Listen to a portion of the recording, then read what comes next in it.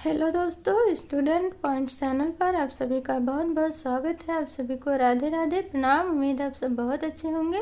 तो दोस्तों, हम सब आज समास कवर कर रहे थे। तो हमारा टॉपिक था समास। तो पिछले वीडियो में हमने समास के प्रमुख बिंदुओं को देखा था और समास किसे कहते हैं, समास का परिचय देखा था और उसके प्रकार भी देखे थे। आज हम उसके आगे कंटिन्यू करेंगे। तो चलिए वीडियो को स्टार्ट करते हैं। तो दोस्तों, सबसे पहले आज मैं रिपीट कर देती हूँ। समास के जो भेद हैं या समास के प्रकार, वह 6 मुख्य प्रकार होते हैं समास के। पहला है अव्ययी भाव समास, तत्पुरुष समास, कर्मधारय समास, द्विगु समास, द्वंद्व समास और बहुव्रीहि समास। अब हम आगे देख लेते हैं। इसे भी मैंने पिछले वीडियो में कवर किया था, आज मैं फिर से रिकॉल कर रही हूँ। पदों की प्रधानता होती है। हम देख लेते हैं कि समास में कौन से पद की प्रधानता होती है। तो अव्ययी भाव समास में पूर्व पद यानी पहले पद की प्रधानता होती है। तत्पुरुष, कर्मधारय और द्विगु समास में उत्तर पद यानी बाद वाले पद की प्रधानता होती है। द्वंद्व समास में दोनों पदों की प्रधानता होती है। बहुव्रीहि समास में दोनों पद अप्रधान यानी किसी भी पद की प्रधानता नहीं होती, बल्कि तीसरा जो अर्थ निकलता है उसकी प्रधानता होती है। तो ये हो गया पदों की प्रधानता। अब हम पढ़ेंगे अव्ययी भाव समास।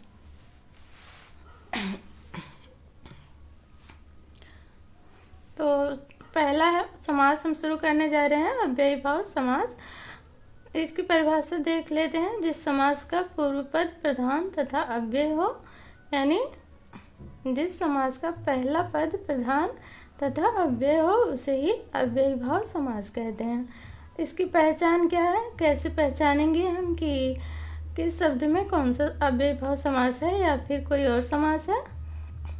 तो इसमें है पहला पद, जो पहले पद में अनु, आ, प्रति, भर, यथा, यावत, हर आदि, तो ये उपसर्ग लगे हुए होते हैं।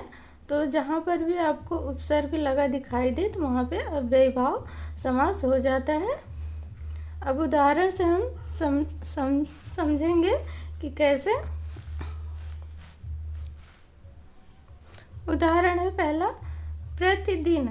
तो इसका विग्रह होगा प्रतिदिन, प्रति प्लस दिन यानी प्रत्येक दिन। तो इसमें प्रति है, ये उपसर्ग है। उसी तरह आजन्म, तो आ प्लस जन्म, तो इसमें आ लगा है ना, तो आ उपसर्ग है। उसी प्रकार यथा संभव, तो यथा प्लस संभव, तो यहाँ पे उपसर्ग है, यथा संभव यानी जैसा संभव हो। उसी प्रकार आगे है भर पेट, यानी भर प्लस पेट, तो भर पेट। तो इसमें भी अव्ययी भाव समास है। प्रतिकूल, तो इसमें उपसर्ग है प्रतिकूल, तो यहाँ भी अव्ययी भाव समास है। उसी प्रकार आगे है हाथों हाथ, तो हाथ प्लस हाथ, जहाँ पर भी आ जाए हाथों हाथ, दिनों दिन, तो वहाँ पे अव्ययी भाव समास आप लगा सकते हैं। तो ये हुआ हमारा अव्ययी भाव समास। अब हम आगे देखेंगे। तो दोस्तों, हमने देखा अव्ययी भाव समास और उसके कुछ उदाहरण भी देखे। अब हम देखेंगे तत्पुरुष समास। तो तत्पुरुष समास थोड़ा लंबा है, तो आप इसे ध्यान से देखिएगा।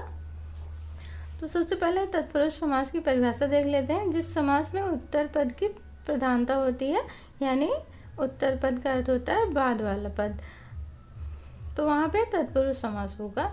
और तथा दोनों के बीच का कारक चिन्ह लुप्त हो जाता है, यानी तत्पुरुष समास में उत्तर पद प्रधान होता है और दोनों के बीच का जो कारक चिन्ह होता है वह लुप्त हो जाता है। तो दोस्तों, कारक चिन्ह क्या होते हैं, इन्हें मैंने पिछले वीडियो में कवर किया था। तो उसमें मैंने बताया भी था कि कारक चिन्ह बहुत ज़रूरी है, आपको कारक चिन्ह याद होने चाहिए। इससे आपको समास पहचानने में आसानी होगी। तो आप पिछली वीडियो ज़रूर देखिएगा। तो उत्तर तत्पुरुष समास में उत्तर प्रधान होता है और उनके बीच का कारक चिन्ह लुप्त हो जाता है। उदाहरण है जैसे राजकुमार, तो राजकुमार, तो इसका विग्रह क्या होगा, राजा का कुमार। तो इसमें का है, तो ये कारक चिन्ह है, तो यह लुप्त हो गया। राजकुमार में राजा का कुमार, तो अर्थ निकल रहा है ना राजा का कुमार, तो ये का जो है ये कारक चिन्ह है, तो यह लुप्त हो गया, इसलिए यहाँ पे तत्पुरुष समास है। उसी तरह धर्म ग्रंथ, धर्म का ग्रंथ, तो यहाँ भी का लुप्त हो रहा है धर्म ग्रंथ में, इसलिए यहाँ पे तत्पुरुष समास हो रहा है। रचनाकार, रचना को करने वाला, तो रचना को, यहाँ पे को है ना, तो ये भी कारक चिन्ह है, तो इसलिए यहाँ पे लुप्त हो रहा है को, इसलिए यहाँ पे तत्पुरुष समास हो रहा है। रचनाकार, तो राजकुमार, धर्म ग्रंथ, रचनाकार, यहाँ पे तत्पुरुष समास हो रहा है। अब हम देख लेते हैं तत्पुरुष समास के भेद। तो पहला है कर्म तत्पुरुष। तत्पुरुष समास के भेद में पहला है कर्म तत्पुरुष। कर्म तत्पुरुष में द्वितीय विभक्ति होती है। इसमें कर्म कारक की विभक्ति को का लोप हो जाता है। तो दोस्तों हमने कारक चिन्ह में देखे थे कर्ता ने कर्म को, तो कर्म जो है द्वितीय विभक्ति के अंतर्गत आती है, तो कर्म को यानी को है इसका कारक चिन्ह, इसलिए कर्म तत्पुरुष में को कारक चिन्ह का लोप हो जाता है। जैसे उदाहरण है गगन चुंबी, गगन को चूमने वाला, यश प्राप्त, यश को प्राप्त, रथ चालक, रथ को चलाने वाला, जेब कतरा, जेब को कतरने वाला। तो यहाँ पे गगन चुंबी, तो यहाँ पे को लुप्त हो रहा है। यश प्राप्त, यश को प्राप्त, तो यहाँ पे को लुप्त हो रहा है। रथ चालक, रथ को चलाने वाला, तो यहाँ पे को लुप्त हो रहा है। जेब कतरा, जेब को कतरने वाला, तो यहाँ पे भी को लुप्त हो रहा है, इसलिए यहाँ पे कर्म तत्पुरुष हो रहा है। तो आप इसका विग्रह करके देख सकते हैं, विग्रह करने पर ही आपको पता चलेगा कि कौन सा समास है। तो गगन चुंबी, यश प्राप्त, रथ चालक, जेब कतरा, तो ये कर्म तत्पुरुष के अंतर्गत आते हैं। आगे है करण तत्पुरुष। करण तत्पुरुष में तृतीय विभक्ति होती है। इसमें करण कारक की विभक्ति से या के द्वारा का लोप होता है।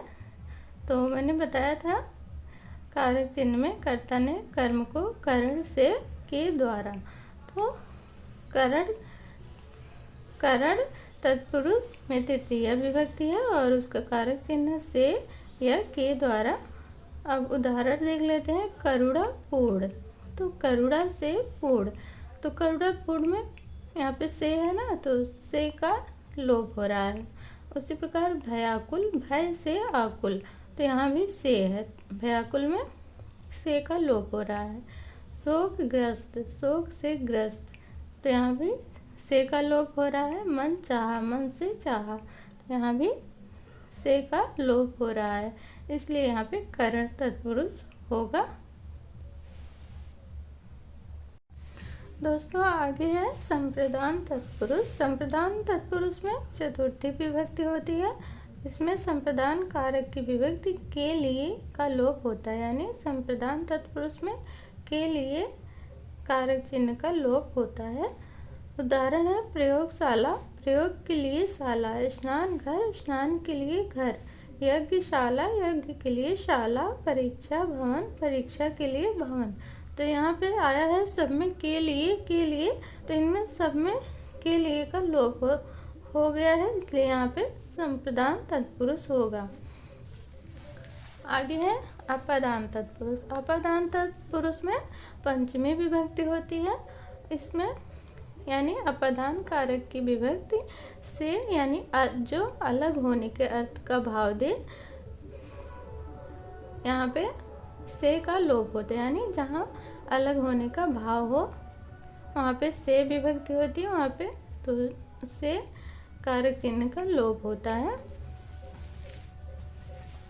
उदाहरण है ऋण से मुक्त, तो ऋण मुक्त यहाँ पे से है, तो यहाँ पे से है, तो यहाँ पे से का लोप है, अलग होने का अर्थ हो रहा है कि ऋण से मुक्त यानी अलग। गुणहीन, गुण से हीन, तो यहाँ भी अलग होने का भाव हो रहा है। पाप मुक्त, पाप से मुक्त। जलहीन, जल से हीन, तो यहाँ पे अलग होने का भाव आ रहा है, तो इसलिए यहाँ पे अपादान तत्पुरुष हो रहा है। आगे है संबंध तत्पुरुष। संबंध तत्पुरुष में षष्ठी विभक्ति होती है। इसमें संबंध कारक की विभक्ति का, के, की लुप्त होती हैं। जैसे राजपुत्र, राजा का पुत्र। राम, राजाज्ञा, राजा की आज्ञा। पराधीन, पर के अधीन। देश रक्षा, देश की रक्षा। इसलिए यहाँ पे संबंध बता रहा है का, के, की, तो यहाँ पे इसलिए संबंध तत्पुरुष होगा। संबंध तत्पुरुष में षष्ठी विभक्ति होती है। आगे है अधिकरण तत्पुरुष। अधिकरण तत्पुरुष में सप्तमी विभक्ति होती है। इसमें यानी अधिकरण कारक की विभक्ति में पर लुप्त हो जाती है। यानी अधिकरण तत्पुरुष का कारक चिन्ह है में या पर। तो जो अधिकरण तत्पुरुष है इसमें सप्तमी विभक्ति होती है। उदाहरण है लोकप्रिय, लोक में प्रिय। धर्मवीर, धर्म में वीर। कला श्रेष्ठ, कला में श्रेष्ठ। आप बीती, आप पर बीती। तो यहाँ पे सब में अधिकरण तत्पुरुष है। आगे एक और टाइप है नए समास, यानी नए तत्पुरुष समास। यह भी तत्पुरुष का भेद है। तो जिस समास के पूर्व पद में नकारात्मक शब्द आ, अन, ना, गैर आदि आए हो, तो वहाँ पे नए समास यानी नकारात्मक भाव आता हो, वहाँ पे नए समास होता है। उदाहरण है अधर्म, उदाहरण है अधर्म यानी ना धर्म। अनिष्ट, ना इष्ट। अनावश्यक, ना आवश्यक। ना पसंद, ना पसंद। गैर वाजिब, ना वाजिब।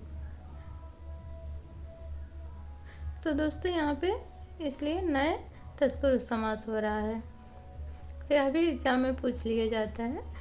तो दोस्तों आज हमने देखा अव्ययी भाव समास और तत्पुरुष समास के सारे प्रकार देखे, परिभाषा देखी। तो दोस्तों आप पूरी वीडियो वॉच करिएगा, आपको ज़रूर समझ में आएगा। तो अगर वीडियो पसंद आए तो लाइक, सब्सक्राइब और कमेंट ज़रूर कीजिएगा। तो मिलते हैं आगे, जो बचे हुए समास हैं उन्हें मैं अगली वीडियो में कवर कर दूँगी। तो मिलते हैं अगली वीडियो में। राधे राधे।